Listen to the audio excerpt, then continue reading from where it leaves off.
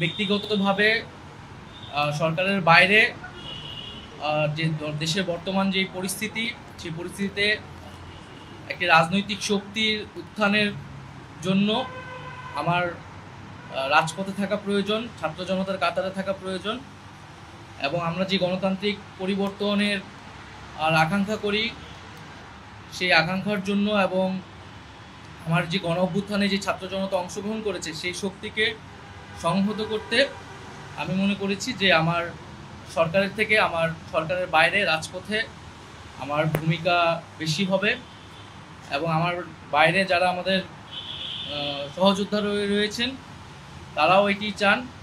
এবং সেই প্রেক্ষিতে আমি মূলত আজকে পদত্যাগপত্রটা জমা দিয়েছি। গত 6 মাসে আমি আমার জায়গা থেকে চেষ্টা করেছি কাজ করে যাওয়ার। 2টি মন্ত্রণালয়ের বাইরেও অনেক অতিরিক্ত দায়িত্ব আমাদের পালন করতে হয়েছে। আমরা চেষ্টা করেছি এবং মন্ত্রণালয়গুলোতেও আমরা কিছু কাজ করেছি। সেই কাজের ফলাফল হয়তো সামনে জনগণ পাবে। 6 মাস খুবই কম সময়, তারপরও আমি হয়তো চেষ্টা করেছি। আমার কাজ আর ফলাফল সেটা জনগণ মূল্যায়ন করবে। তো আজকে থেকে মূলত আমি সরকারের কোনো দায়িত্বে নেই, এটি মূলত বলার জন্য আপনাদেরকে আজকে আমরা 3টা কোশ্চেন নিব।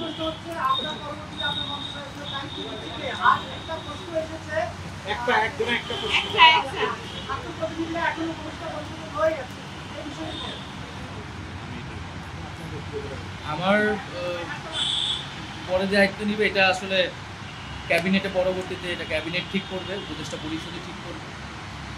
আর আমি আমার জায়গা থেকে মনে করেছি আমার বাইরে প্রয়োজন, বাট এখনও আমাদের গণ অভ্যুত্থানের আকাঙ্ক্ষা তো বাস্তবায়িত হয়নি। বিচার এবং সংস্কারের যে প্রতিশ্রুতি নিয়ে এই সরকার গঠিত হয়েছিল, ছাত্ররা এসেছিল, সেই প্রতিশ্রুতি পূরণে অন্য যে 2 জন রয়েছে তারা মনে করছে তাদের সরকারে এখনও দায়িত্ব রয়েছে, তারা এখনও সরকারে থেকেই জনগণকে সার্ভ করবে।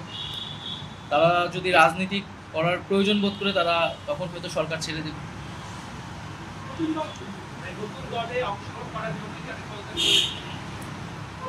হ্যাঁ, নতুন যে রাজনৈতিক শক্তি এবং দল গঠন হচ্ছে, আমি সেখানে অংশগ্রহণ করতে আমার অভিপ্রায় আছে।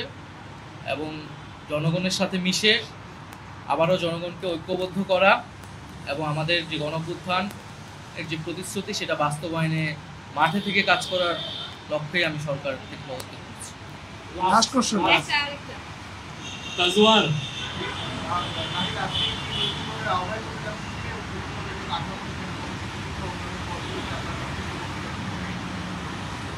এটার জন্য আপনাদের দলটির যেদিন ঘোষণা 28 তারিখ, সেদিন পর্যন্ত অপেক্ষা করতে হবে, সেদিনই এটা জানা যাবে।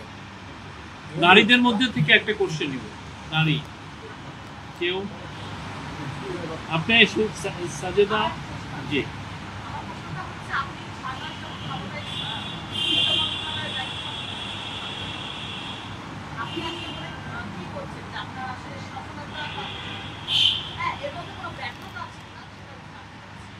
না, আমাদের তো অনেক সীমাবদ্ধতা ছিলই। আমরা সেই সীমাবদ্ধতাগুলো কাটানোর চেষ্টা করেছি সবসময়। এবং এখানে সীমাবদ্ধতা ছিল, আমলাতান্ত্রিক জটিলতা ছিল। আমরা এসে এই ব্যুরোক্রেসিকে যেভাবে পেয়েছি, এখানে পুলিশ যে তার আত্মবিশ্বাসের ঘাটতি হয়েছে আন্দোলনের পরে, এবং একই সাথে এখানে এই জুলাই গণহত্যাকারীদের, জুলাইয়ের যারা গণহত্যাকারী, তাদেরকে গ্রেফতারের বিষয়টা, বিচারের বিষয়টা, সেই বিষয়ে আমাদের কিছু সীমাবদ্ধতা থাকা সত্ত্বেও আমরা কাজ করেছি। আমি জনপ্রশাসন কমিটির একটা দায়িত্বে 2 সপ্তাহের মতো ছিলাম। 2 সপ্তাহের মিটিংয়ে আমরা সিদ্ধান্ত নিয়েছি যে যারা 18 সালের ডিসি ছিল এবং দুর্নীতির সাথে জড়িত ছিল, তাদেরকে সরানোর ব্যবস্থা, এরকম কিছু উদ্যোগ আমরা নিয়েছি। এবং আমি আশা করব যে অন্তর্বর্তীকালীন সরকার সামনের দিনগুলোতে জনগণের যে আকাঙ্ক্ষা, গণঅভ্যুত্থানের যে আকাঙ্ক্ষা, সেই আকাঙ্ক্ষা বাস্তবায়নে তারা সচেষ্ট হবে। এবং দেশের যে আইন শৃঙ্খলা পরিস্থিতি, সেই আইন শৃঙ্খলা পরিস্থিতি এবং দ্রব্যমূল্য নিরসনে তারা সফলতা দেখাতে পারে।